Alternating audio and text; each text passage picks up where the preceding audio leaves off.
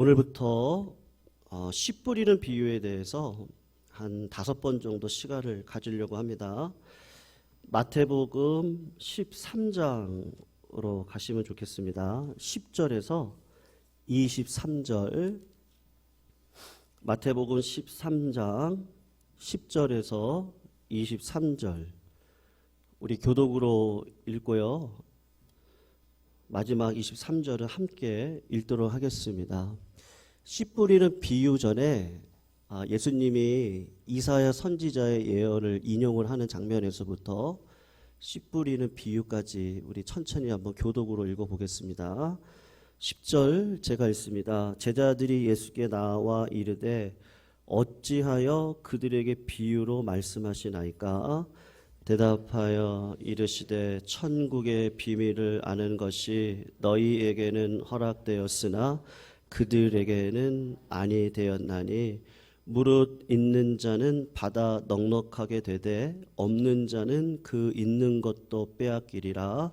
그러므로 내가 그들에게 비유로 말하는 것은 그들이 보아도 보지 못하며 들어도 듣지 못하며 깨닫지 못함이니라. 이사야의 예언이 그들에게 이루어졌으니 일렀으되 너희가 듣기는 들어도 깨닫지 못할 것이요 보기는 보아도 알지 못하리라. 이 백성의 마음이 완악하여져서 그 귀는 듣기에 둔하고 눈은 감았으니 이는 눈으로 보고 귀로 듣고 마음으로 깨달아 돌이켜 내게 고침을 받을까 두려워함이라 하였느니라. 그러나 너희 눈은 봄으로 너희 귀는 들음으로 복이 있도다. 내가 진실로 너희에게 이르노니 많은 선지자와 의인이 너희가 보는 것들을 보고자 하여도 보지 못하였고 너희가 듣는 것들을 듣고자 하여도 듣지 못하느니라. 그런즉 씨 뿌리는 비유를 들으라.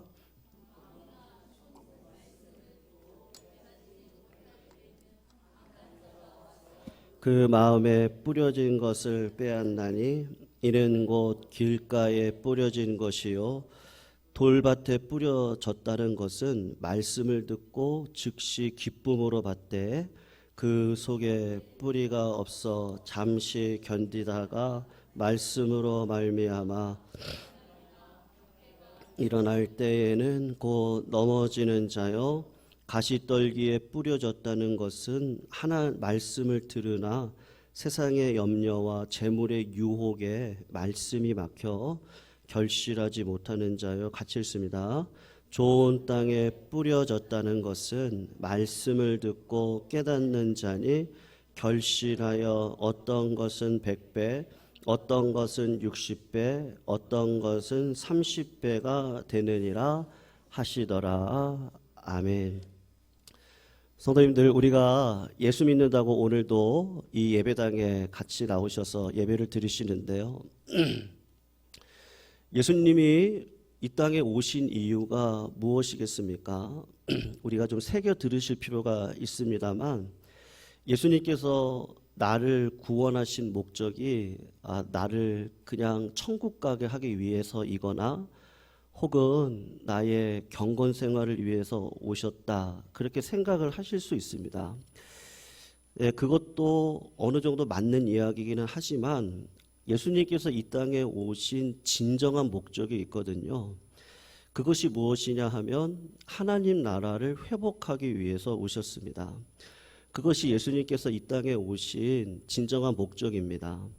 마태복음을 비롯한 공관복음서를 보시면 예수님께서 오셔서 사역을 시작하실 때 복음을 증거하실 때 이렇게 말씀하셨습니다. 너희들이 복음을 믿으면 나를 믿으면 너희들이 천국 갈 거다 그렇게 말씀하지 않으셨습니다.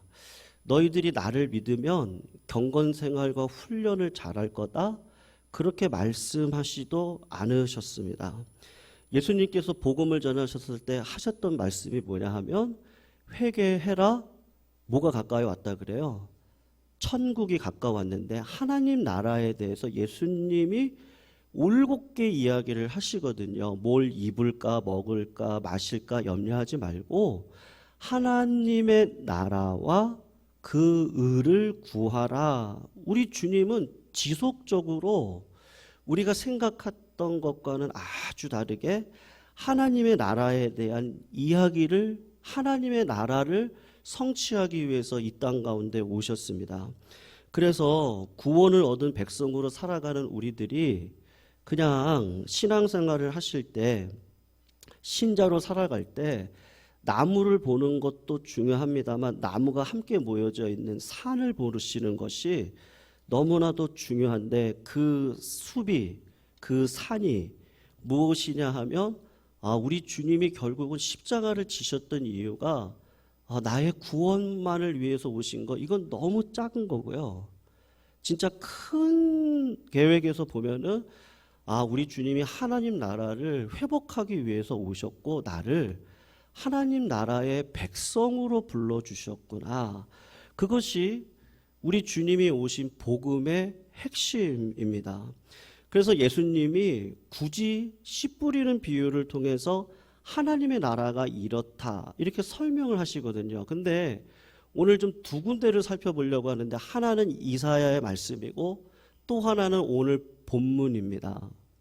우리 주님이 이사야의 말씀을 인용을 하시면서 구약에 선포되어졌던 하나님의 나라가 어떤지에 대한 설명을 먼저 합니다. 그리고 그와 똑같은 일이 신약에도 이루어지고 있는 것을 씨 뿌리는 비유를 통해서 이야기를 하시거든요. 그래서 우리 이사야서를 한번 보면 좋겠어요. 6장인데요. 8절에서 13절 말씀을 우리 PPT에 나옵니다. 우리 같이 한번 천천히 8절에서 13절까지인데 한번 읽어보면 좋겠습니다. 시작.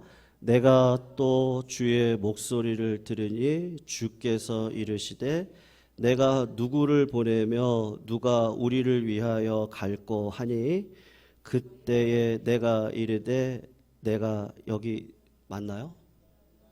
나를 보내소서 하였더니 여호와께서 이르시되 가서 이 백성에게 이르기를 너희가 듣기는 들어도 깨닫지 못할 것이요 보기는 보아도 알지 못하리라 하여 이 백성의 마음을 둔하게 하며 그들의 귀가 막히고 그들의 눈이 감기게 하라 염려하건대 그들이 눈으로 보고 귀로 듣고 마음으로 깨닫고 다시 돌아와 고침을 받을까 하노라 하시기로 내가 이르되 주여 어느 때까지니까 하였더니 주께서 대답하시되 성읍들을 황폐하여 주민이 없으며 가옥들에는 사람이 없고 이 토지는 황폐하게 되며 여호와께서 사람들을 멀리 옮기셔서 이 땅 가운데에 황폐한 곳이 많을 때까지니라.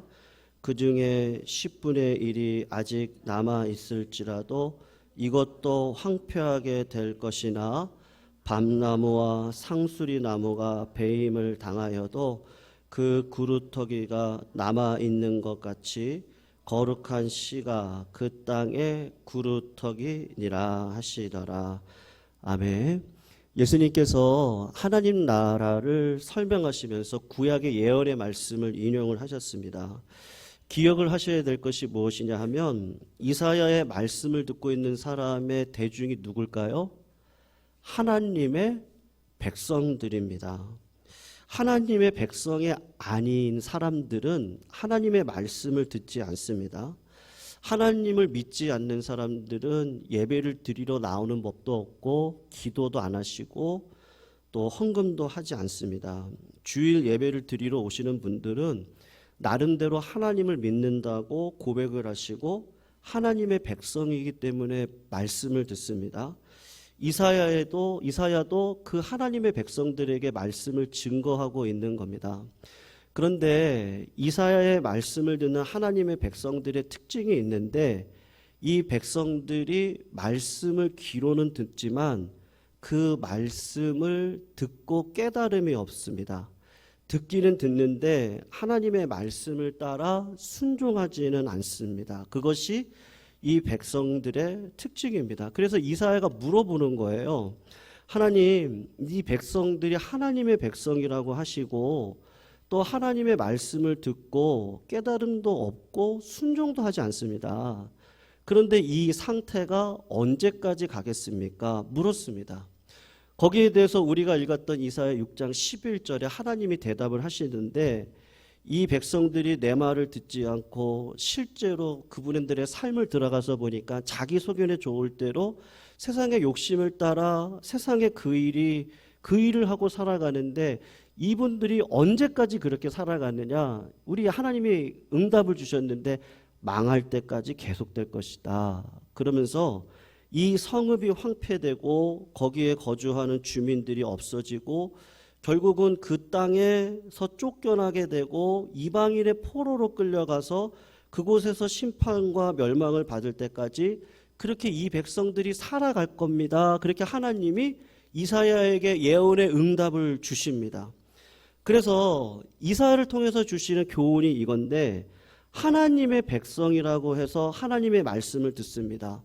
그런데 말씀을 듣지만 하나님의 말씀을 깨닫고 회개하고 믿음으로 살아가는 열매 없는 백성은 하나님의 백성이 아니다, 그것을 이야기를 하고 있습니다. 그러면 선생님들 이런 질문이 들지 않겠어요? 그러면 하나님은 하나님의 백성을 버리실 수 있는 겁니까? 그 질문을 할 수가 있습니다. 정확하게 이야기를 하면 하나님은 절대로 하나님을 향한 믿음을 가지고 열매를 맺고 살아가는 백성들을 버리시는 법은 없습니다.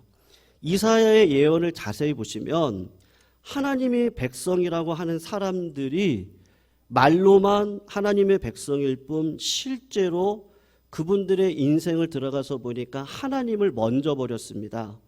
그래서 예배에 참석하고 제사를 드리고, 그런데 하나님께서 주신 말씀을 들을 뿐이지 실제로 순종하지 않습니다.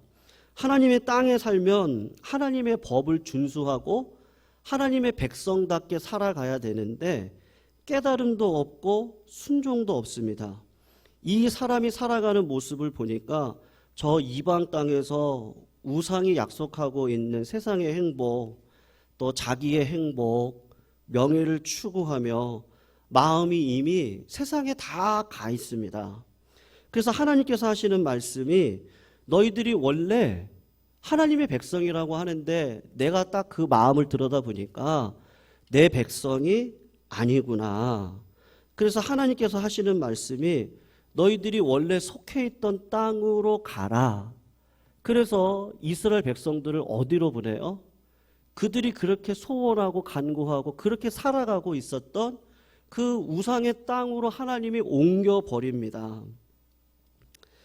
그래서 너희들이 있는 땅으로 보내겠다는 것이 하나님의 말씀입니다. 그래서 하나님이 너무하신 거 아닌가? 그것이 아니라 하나님은 정의로운 분이세요. 너희들은 원래 내 백성이 아니고 내 말을 듣는 척을 할 뿐 내 말에 순종하지 않았고, 너희들이 원하고 추구하는 모습은 저쪽 땅에 있는 사람들하고 똑같으니까 내 나라 백성이 아니니 저 나라 백성으로 내가 옮겨줄게. 그래서 옮겨주신 거예요. 이사야를 보내서 하나님 나라를 그렇게 그림으로 보여줬습니다. 그리고 예수님이 이 땅에 오셔서, 말씀이신 예수님이 오셔서 하나님 나라를 선포했습니다. 근데 이스라엘 백성들에게 여전히 여러 가지 모습이 드러나는 거예요.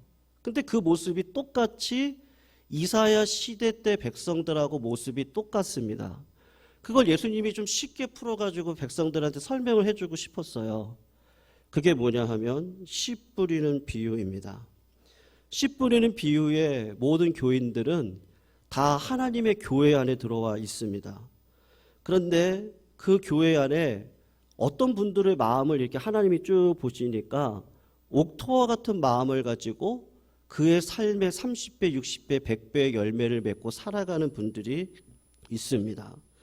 근데 교회 안에 이렇게 어떤 분들을 뵈니 길가봐, 돌짝봐, 가시밭 같고 결국은 하나님의 백성과 같은 삶을 살아가지 않는 분들이 섞여 있다. 그것을 하나님이 하고 싶은 겁니다. 구약 시대에도 그런 분들이 섞여 있었습니다. 그래서 하나님이 다 골라내셨어요. 제사를 드렸으니까 하나님의 백성이지 않습니까? 하나님, 제가 기도를 많이 하고 주여 주여 하지 않습니까? 그러니까 하나님의 백성이지 않겠습니까? 하나님이 하고 싶은 얘기가 아니요. 그렇지 않습니다. 제사를 드리는 그 마음으로 하나님의 법에 순종해서 그 나라의 열매를 맺지 않는 백성은 하나님의 백성일 수 없습니다. 하나님의 말씀을 듣는다고, 예배를 드린다고, 기도를 하신다고, 종교적인 행위를 하신다고 하나님 나라의 백성이 아니라 그 사람의 열매를 보면 그분이 하나님 나라 백성인지 아닌지를 알 수 있어요. 이사야 시대랑 똑같습니다. 그 이야기를 하면서 오늘 길가밭에 대한 이야기를 먼저 우리 주님이 말씀을 하시는 거예요. 여러분, 오늘은 길가밭에 대한 이야기만 잠깐 하려고 하는데, 농부가 씨를 뿌릴 때 사람들이 다니는 길가에 씨가 뿌려졌습니다. 사람들이 계속 다니다 보니까 그 길가에는 흙이 남아있지를 않습니다. 길가의 특징은 사람들이 밟아서 토양이 없고 흙이 없습니다. 하나님의 말씀을 받아서 그 말씀이 마음에 뿌리가 내려져야 되는데 그분의 마음에는요, 마음이 딱딱하게 굳어져 있어서 단단하고 완고하고 굳어져 있습니다. 하나님의 말씀을 분명히 듣습니다. 그런데 이 말씀이 내 마음에 깊게 뿌리를 내리지 못하고 자꾸 빼앗기는 거예요. 성경의 해석을 보면 새들이 와서 먹어버렸다라고 하는데, 마귀가 와서, 악한 마귀가 와서 그 말씀을 뺏어 갔다는 겁니다. 여러분, 길가와 같은 교인을 예수님께서 설명하실 때 한 가지 특징이 있거든요. 그게 뭐냐 하면 말씀을 들었는데 깨달음이 없어요. 여러분, 깨달음이 없다는 것은 쉽게 설명을 하면 설교를 듣고 말씀을 읽고 듣고 내가 생각하는 것과 말씀과 어떻다는 거예요? 따로 논다는 거예요. 하나님의 말씀을 들어요. 그런데 가정에서 아내를 대하거나 남편을 대하거나 자녀를 대하거나 교회 안에서 성도들과의 교제의 관계 속에서나 부모와의 관계 속에서나 직장에서 신앙생활 할 때 내가 이 가정에서 어떻게 행동을 해야 되고 어떻게 자녀를 대하고 어떻게 교우를 대하고 직장에서 내가 하나님의 자녀답게 어떻게 내가 직장 생활을 해야 될까라는 생각이 없습니다. 그냥 살아갑니다. 와서 말씀은 듣습니다. 그런데 말씀을 듣는 것과 내 생활이 따로 노는 겁니다. 여러분, 하나님의 구원받는 백성은 성령님께서 말씀을 들을 때 특징이 있는데 깨달음을 주셔요. 그리고 그 깨달음이 뭘로 드러나느냐 하면 하나님의 뜻이 이렇구나. 그리고 내가 지금 삶에서 이런 고민을 가지고 지금 살아가고 있는데 오늘 이 말씀을 통해서 예를 들면 내 마음에 지금 탐심의 문제를 가지고 고민을 하고 있습니다. 그런데 오늘 말씀에 탐심이 선포되어졌습니다.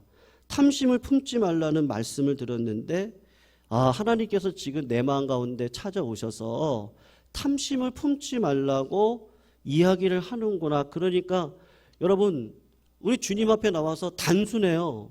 신앙생활이라는 것이 그렇거든요. 마음을 여셔야 됩니다. 제가 금요일 날도 말씀을 드렸지만 마음을 여시고 하나님이 나한테 그런 깨달음을 주실 때 단순하게 이렇게만 하세요. 어떻게 하시면 되냐? 하나님, 제가 또 이런 탐심의 죄를 범했네요. 하나님 앞에 자백하는 자는 하나님께서 미쁘게 여기시고 그를 구원의 길로 인도하여 가시겠다고 하셨는데 하나님, 오늘 제 마음 가운데 탐심의 마음이 있었습니다. 용서해 주십시오. 자꾸 이걸 습관적으로 하시다 보면 내 마음의 악한 마음이 주인을 삼지 않고 예수 그리스도가 내 마음에 들어오셔서 주인이 되어지는 일들이 이루어지는 겁니다. 근데 내 마음 가운데 단단하고 굳은 것이 있습니다. 굳은 것이 어떻게 작용을 하느냐 하면 좋은 땅에 뿌려진 씨를 보세요. 말씀이 떨어져서 그 말씀이 점점 마음 뿌리 깊이 내려가 가지고요. 그리고 뿌리가 계속해서 더 확장을 하게 됩니다. 그러니까 말씀이 내 마음에 들어와서 요동을 하지 않게 됩니다. 말씀이 뿌리 깊게 박혀 있으니까 내가 어떤 생각을 하거나 어떤 교인을 미워하거나 어떤 욕심을 품고 있거나 아니면 세상의 생각이 자꾸 내 마음을 지배하려고 할 때 말씀의 뿌리가 깊게 내려져 있어서 내 마음속에 깊게 뿌리 내어져 있는 말씀과 뿌리가 자꾸 나를요 칩니다. 건드립니다. 그래서 하나님의 자녀가 이런 마음을 품으면 안 되지. 하나님께서 이렇게 말씀하셨지. 그래, 내가 고백을 하면 하나님은 미쁘게 나를 받아주시고 내 마음을 회개의 마음으로 인도해 주시지. 처음에는 이게 잘 안 돼요. 그런데 자꾸 단순합니다. 자꾸 반복을 하세요. 자꾸 하나님 앞에 하나님을 바라보세요. 그리고 하나님, 제가 오늘도 이런 마음이 있었습니다. 그렇게 고백을 하면 하나님은 미쁘시고 의로우셔서 우리를 죄의 길에서 인도해 주십니다. 신앙생활을 할 때 나는 주일에 예배를 참석하고 꼬박꼬박 설교 말씀을 듣고 성경을 읽고 경건 생활을 하는 것, 그것을 통해서 성령님께서 내 마음에 있는 죄를 깨닫게 해주시고 자녀다운 삶을 맺어가는 열매를 맺게 하실 때, 그럴 때 하나님께서 우리를요 하나님의 자녀다, 그렇지 않으면요 길가, 돌짝밭, 가시밭 중에 하나일 수 있다는 것을 말씀을 하시는 거죠. 깨닫지 못하고 열매 맺지 못하는 교인의 또 다른 부류가 있습니다. 우리 성도님들은 아마 이 부류에 조금 더 귀를 기울여서 말씀을 들어주셔야 될 것 같습니다. 물론 저도 포함되어진 말씀인데요. 제가 신학대학원 1학년 때 신학생으로 총신대 신학대학원을 들어갔습니다. 그럴 때 동기 중에 아주 탁월한 학생들이 있었습니다. 이제 그분들은 어떤 분이셨냐 하면 대학 시절 학부 때부터 캠퍼스 선교단체에 들어가셔서 신앙훈련을 엄청 잘 받은 학생이었습니다. 그리고 그런 학생들이 학교를 졸업을 하고 군대를 다녀오고 난 다음에 교회에 아니면 선교단체에 간사로 쓰임을 받으신 분들인데, 그런 분들 조금 과장해서 일반 교육자보다 아니면 신학교 교수보다 훨씬 더 성경 말씀을 잘 외우시고 청년들, 중고등부 학생들 대상으로 사역을 할 때 신학 교수들보다 아주 무색하게 할 정도로 사역을 잘합니다. 근데 문제가 뭐냐면 선교단체에서 훈련받아 신학교에 온 학생들 가운데 신학교에 와서 보니까 교수님들을 보고 옆에 있는 친구들을 보니 이분의 마음 가운데 어떤 생각이 들어가냐 하면요, 아, 내가 이 총신대 신학대학원에서 배울 게 없겠구나, 그렇게 생각을 하시는 분들이 간혹 계셨습니다. 그래서 이분들이 그런 마음을 품고 계셨기 때문에 그냥 제 눈에 비춰진 그분들의 모습이었어요. 제가 1학년 때 봤을 때, 야, 어떻게 저렇게 탁월하시지? 그랬는데 3학년 때 그분들을 배웠을 때 2년 전, 3년 전의 모습하고 지금의 모습이 똑같네. 그런 신학생들이 실제로 있었습니다. 그런데 신학대학원 1학년에 들어왔을 때 그냥 성령의 인도하심을 따라 소명받아 학교에 왔습니다. 그러니까 경건 생활을 그렇게 훈련받지도 않으신 분들이고 말씀에 대한 이해가 현저하게 떨어지는 신학생들이었어요. 물론 저도 그 가운데 들어갔던 사람 중에 하나였습니다. 그런데 마음 가운데 그런 마음이 들어오는 거예요. 내가 이 신학교에서 교수님이 어떠한 말씀을 하시든지 한 말씀도 놓치지 않을 거야. 적기 시작을 합니다. 그리고 배운 말씀, 하나님 나라, 저는 신학대학원 가서 처음 들었거든요. 1년 동안 무슨 말인지 모르겠더라고요. 그냥 신앙생활 하면 되지. 기도 열심히 하고 헌금생활하고 맡겨진 사역 열심히 하면 되지. 내가 왜 하나님 나라 배워야 되지? 솔직히 그런 마음이 들어왔습니다. 그런데 그걸 배우면 배울수록 내 신앙이 잘못되어졌구나라는 것을 깊이 깨닫게 되어졌습니다. 기록을 하고 묵상을 하고 하나님의 나라가 도대체 뭐지? 머리가 막 찌그러질 것 같이 아팠습니다.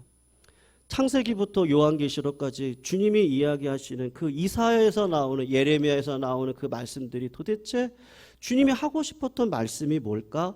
1년, 2년, 3년을 지나다가 졸업할 때가 되니까 그렇게 실력이 없던 학생들 중에 어떤 학생은 오히려 신학교 들어오기 전에 출중한 실력을 가지고 있던 그분들보다 훨씬 더 탁월한 실력을 가지고 믿음의 뿌리를 내리고 그리고 사역지를 향해서 가시는 분들을 보았습니다. 여러분, IBF라고 그러거든요. 학교 선교 단체입니다. 아니면 CCC라든지 여러 유명한 단체들에서 배운 것이 이분들에게는 다예요. 그것이 마음에 딱 박혀서 단단한 돌이 되었습니다. 내가 배우고 알고 있는 이것을 넘어서는 복음의 진리가 전해질 때 이분들의 마음 가운데 있었던 그 딱딱한 마음이 뭔지 아세요? 하나님에 대한 신앙과 신학이 정리되어져 있습니다. 그래서 하나님의 말씀이 새롭게 오거든요. 그런데 그 새로운 하나님의 말씀이 나를 깨트리고 말씀이 더 깊게 들어가야 되거든요.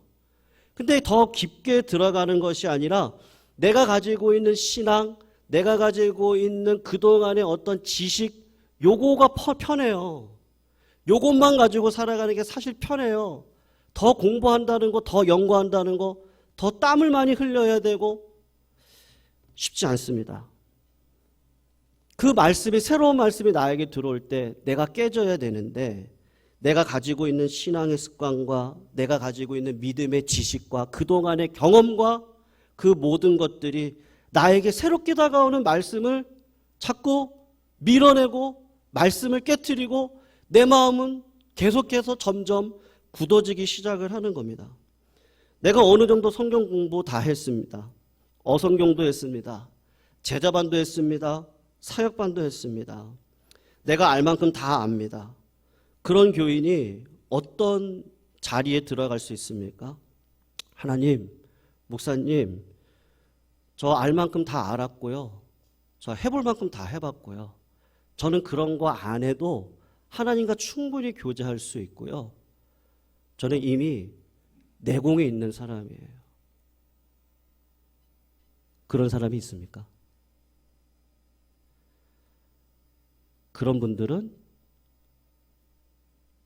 주님이 이야기하시기를 바리새인이라고 얘기하셔요.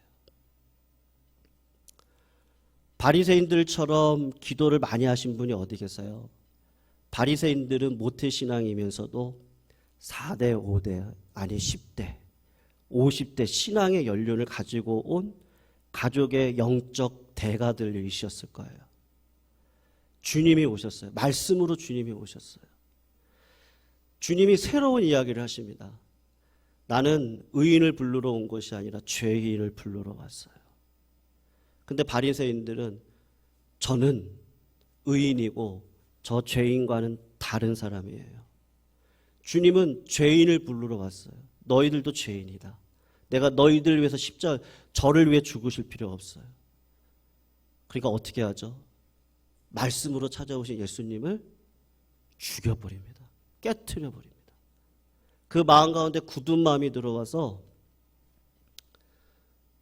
주님과 함께 동행하는 삶을 살려고 하지 않습니다. 하나님께서 무슨 말씀을 하시든지 듣지 않는 겁니다. 장님들이 코끼리를 만졌습니다. 어떤 분은 코끼리를 보면서 만져보면서 호수 같다. 어떤 분은 널판지 같다. 어떤 분은 통나무 같다. 그거는요, 어린아이 때는 괜찮습니다. 어린아이 때, 어린아이 신앙으로는요, 하나님이 호수와 같다. 그거 맞습니다. 코끼리와 호수와 같다. 맞습니다. 근데 나이가 들어가, 신앙이 들어가 보면 어릴 때에는 선교단체에서 배우던 교회의 기본적인 과정을 배우던 아니면 신앙의 연수가 20년, 30년이 되시던 하나님의 기본적인 이해가 그럴 수 있습니다. 그냥 하나님의 호수 같아요. 통나무 같아요. 그런데 신앙의 성장에서 보면 하나님이 여전히 호수 같다라고 이야기하시는 것은 아닌 것이죠. 이스라엘 백성들이 이사야가 그렇게 이야기를 했어요. 하나님은 이런 분이세요 라고 이야기를 하는데 자꾸 자기들의 생각에 젖어서 새롭게 들려지는 하나님의 말씀을 듣지 못하고 열매를 맺지 못합니다.